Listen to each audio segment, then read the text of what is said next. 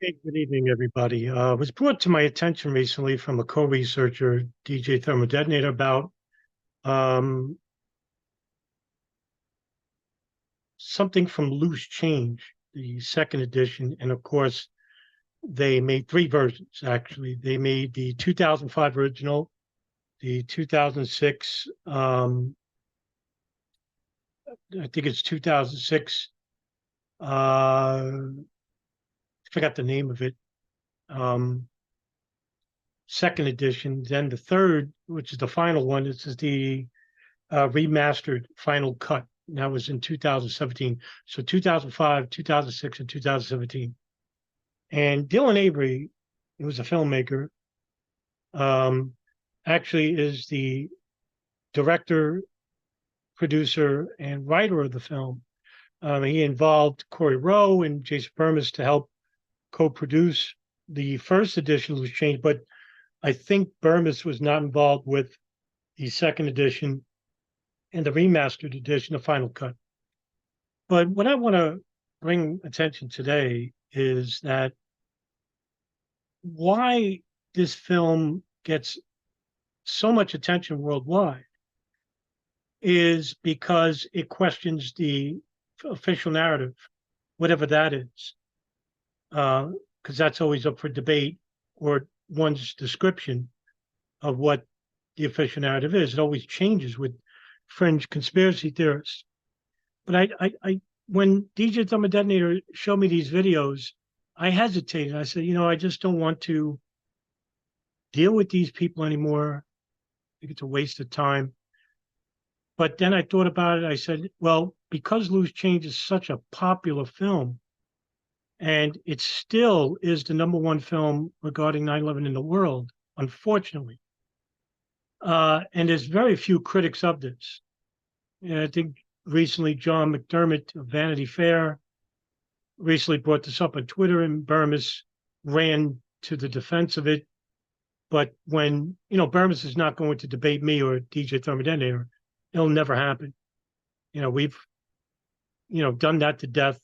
He ignores us. So it's fine by me.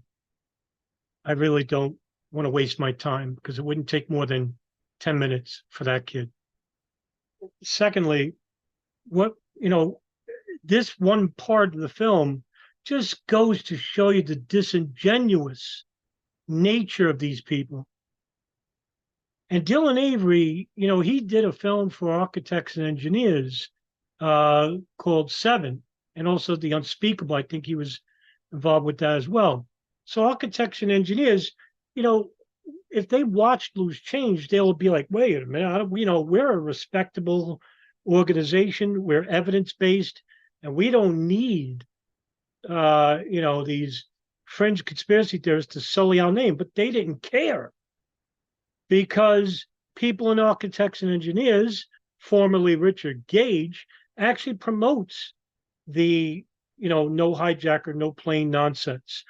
And yeah, they're no planers, right? When I call them no planers because their version, their theories about whatever hit the Pentagon doesn't exist. So when Richard Gates says, well, we're not a no-planer, we believe a plane hit the Pentagon, but it wasn't Flight 77. Well, guess what? That plane doesn't exist. Flight 77 crashed the Pentagon. There's overwhelming evidence of it, from the analytical to the technical to the eyewitness and physical data. And we have the human remains of passengers and crew. We have the technical radar data.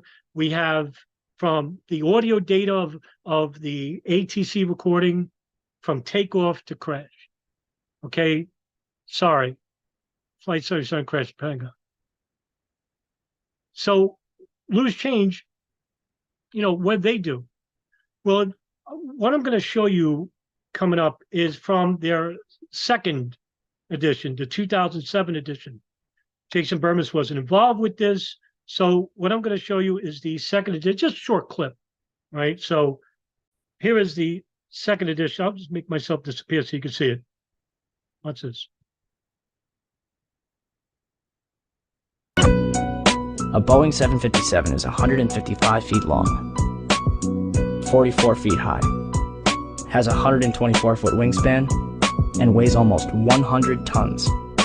Are we supposed to believe that it disappeared into this hole without leaving any wreckage on the outside? Why is there no damage from where the wings, or the vertical stabilizer, or the engines would have slammed into the building?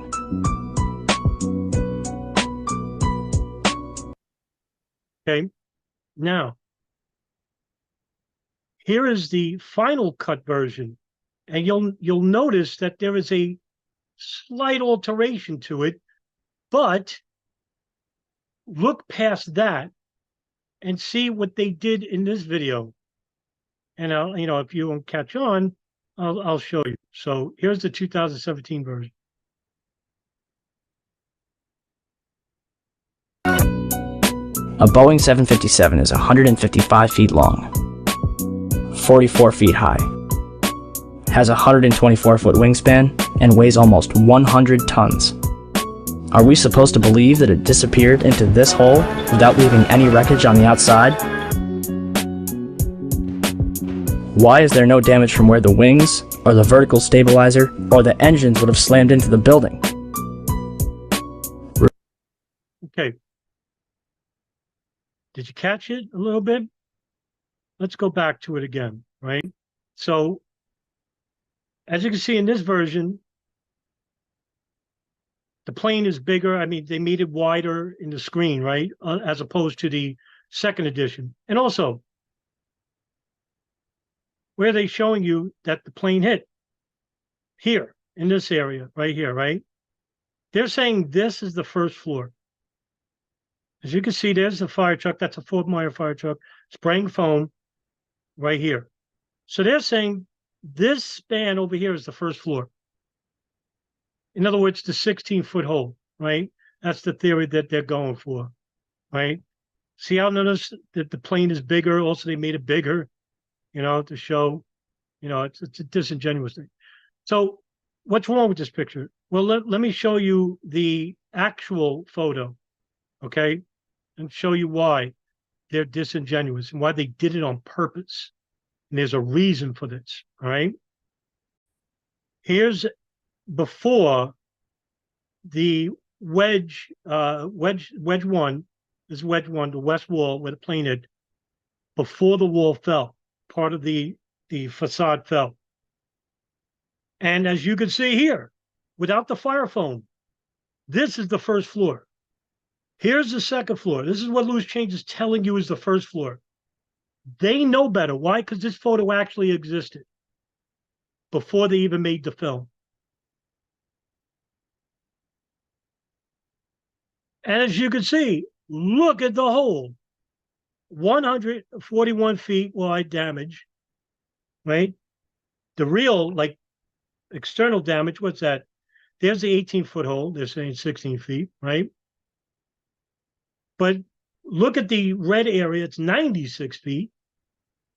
But the wing damage along with it shows 141 feet. 26-foot high. That's the second floor where the part of the cabin hit.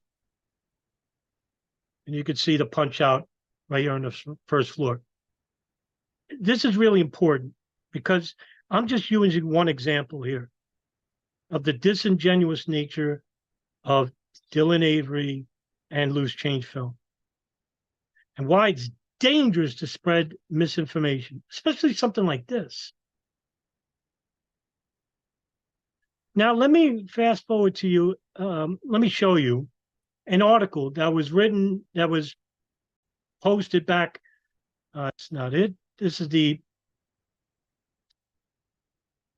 here's the article I'm going to refer to. I'm going to read out parts. So this is from Smith, Six World Comics, and it's Corey Road to Loose Cannon of 9/11, August 10, 2006. Okay.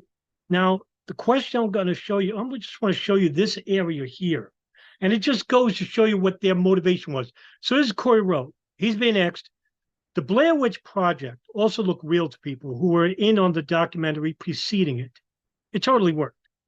The first time you watch it, it grabs you. But Loose Change isn't meant to be fictional. It's a watchable film. But what do you expect people to do with it? Now look at his answer, right? What I encourage people to do is go out and research it themselves, We don't ever come out and say that everything we say is 100% wrong.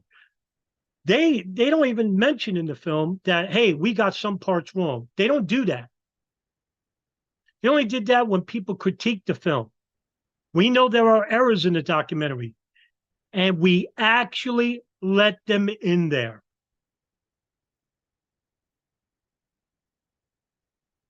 Need I say any more? Why would you allow for errors in a documentary to exist? So this is the reason why. He says, so that people discredit us and do the research for themselves, knowing full well that the people who already agree with the premise of the film, which is questioning the official narrative, they're just going to believe whatever's in the film. And fast forward 17 years later from this article, and we still have people referring to this film. We still have people in the truth movement who think that Dylan Avery and Corey Rowe and Jason Bermas are authorities when it comes to 9/11.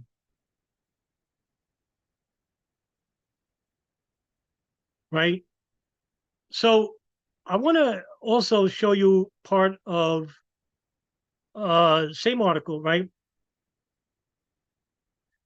When you came back, was there anything that really bothered you about the American public? Yeah, because Corey Rowe served in the military. He goes, yeah, their ability to believe the BS they see on TV. I think that's ironic. They're so in tune with their television and CNN and Fox News and the New York Post.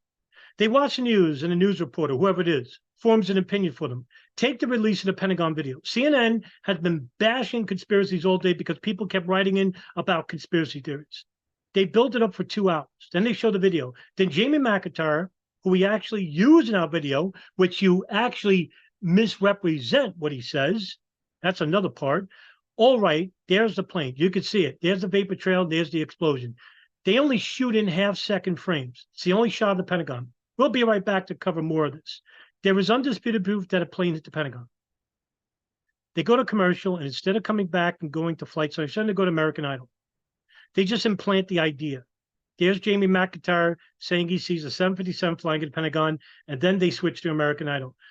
So then when someone says there's no plane that hit the Pentagon, someone else could say, that's not true. I watched it on CNN this afternoon. Jamie McIntyre saw the plane. He showed me. People believe anything they see because it's on CNN. Wow. How ironic is this? Because you actually did the same thing you claimed that the media does, right?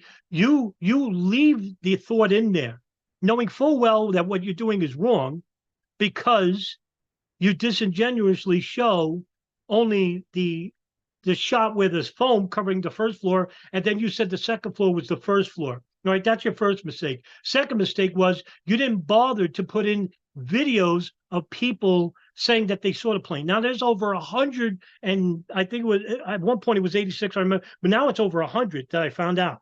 It's over 100 people.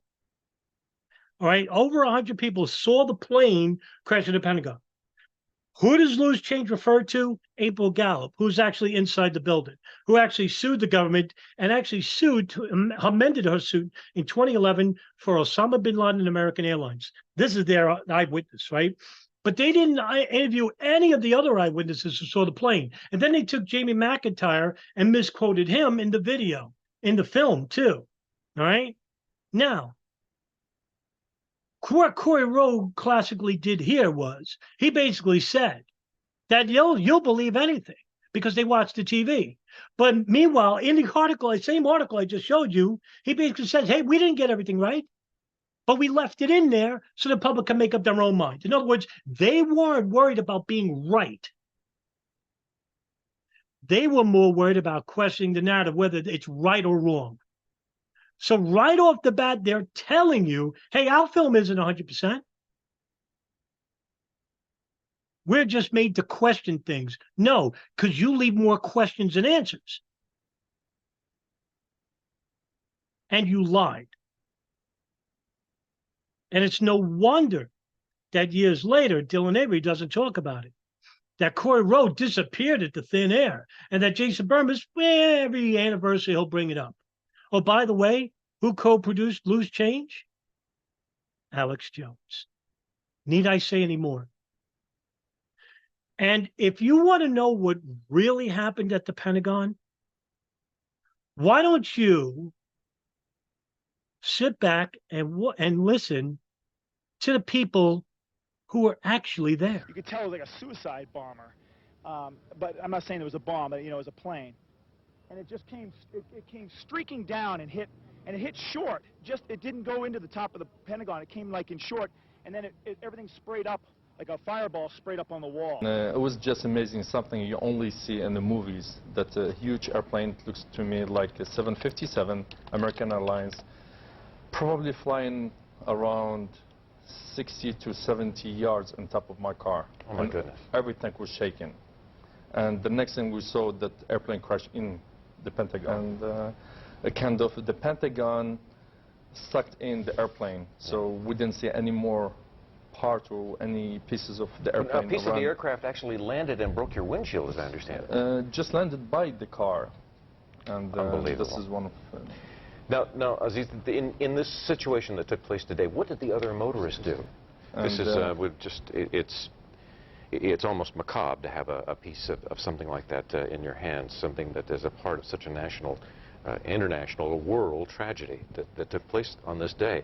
And you and just the time I turned my head to the left, it seems like the pilot or the person who was in charge of the airplane put full torque or throttle to the airplane. It seemed like it was going faster as it went into. Exactly, yeah. It was, and especially as I mentioned to you, I do fly small airplanes occasionally, and it looked to me as someone professional, especially when you maneuver and turn the airplane, it takes you a few seconds to put the wings equally settled. But it didn't seem to you like that this was someone, this wasn't a pilot who was struggling for control of the aircraft. This is someone who was heading it right in there? Exactly, yeah. I was heading in northbound on 27, and the traffic this morning, it was, you know, a typical rush hour, had ground to a standstill, and I looked off, looked out my window, I saw this plane, a jet, American Airlines jet coming, and I thought, this doesn't add up, it's really low, and I saw it just went, I mean, it was like a cruise missile with wings, went right there and slammed right into the Pentagon. Got out and walked over, and I saw parts of the plane. The debris was actually on the overpass there. They organized rescue teams, and we all went in to see what we could do to help. And I was working in an area where between the two rings where a large 10-foot diameter hole would burst through, and there was the nose gear on the deck. Out of nowhere, you just saw a plane real low and just went straight, didn't come in from high, came in real low, and just the back end of the Pentagon just blew it up, big mushroom fire cloud. Insane. I was up in the air traffic control tower, and the soldier went downstairs to the restroom, and I just look out the side of the building, I see a plane run right into the side of the Pentagon. And when it did, the whole ceiling and everything just fell. We went down Route 395, which is adjacent to the Pentagon, and just as we got even with the Pentagon, I looked out to the front and saw coming straight down the road at us a huge jet plane, clearly with American Airlines written on it, and it looked like it was coming in to hit us. I told my wife it's going to hit the Pentagon. It crossed about 100 feet in front of us and about 20 feet altitude, and we watched it go in. It struck the Pentagon. The landing gear was up. There were no flaps down, and it looked like a deadly missile on the final phase of its mission into the building. I'm Captain McCoy, Engine Company 101B. We were coming down 395 at the time of the accident. We saw the plane come into the Pentagon. My crew members is firefighter Andrea Kaiser. She was driving. Backstep people were firefighter Jamie Lewis and firefighter Alan Becker. And this particular plane was awful low, and as we were coming down on at 395, it came across the front of us, and it was low, too low. It was a steady speed, and all we saw was it banked, and when it banked, it went down into the Pentagon. So close. I was able to tell that it was a jet airliner commercial, and that was about it. Okay. As I was looking at the traffic light through my window, the plane that ultimately ended up here came through my field of vision, and I could tell from its pitch and its downward trend that it appeared it was going to crash. And are there large bits of fuselage in there? What I saw was it was really smoky, so I couldn't see bits and pieces. I think I saw a front tire. I saw the tire of the plane, the front tire of the airplane. When we first got there, I saw a section of the fuselage that had a big C on it, and that was it. That's all I could recognize of the airplane. Because one of the things that surprises me about the shape of this is that the wings, presumably, you'd think it would have made a slightly broader hole, given the fact of the width of the plane and the wings. That building is solid concrete. It's a humongous structure. Like I said, I've been here 12 years and I've run hundreds of calls there, and the building is just put together so solidly.